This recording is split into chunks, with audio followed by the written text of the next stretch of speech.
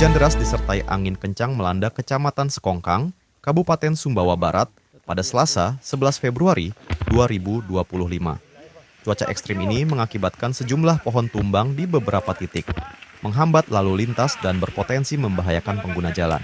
Kapolsek Sekongkang, IPDA Herman, SH, bersama personel Polsek Sekongkang, Babin Kamtipmas, dan Babinsa bergerak cepat ke lokasi.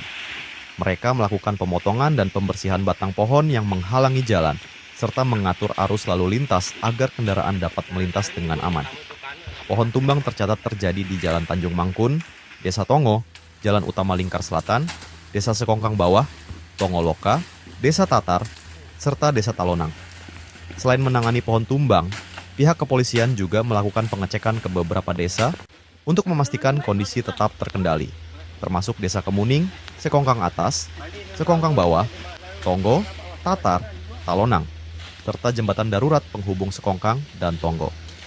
Kegiatan berlangsung hingga pukul 12.30 waktu Indonesia Tengah dan berjalan lancar.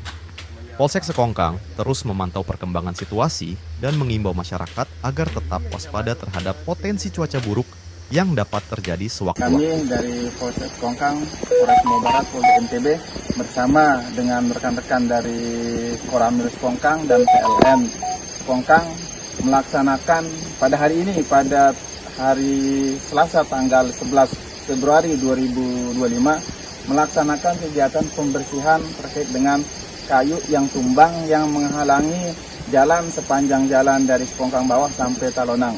Kami juga menyampaikan terima kasih kepada instansi terkait dan pihak pemerintahan Desa Sekongkang Bawah, Tungo, Tatar, dan Talonang yang ikut membantu kami dalam melakukan pembersihan.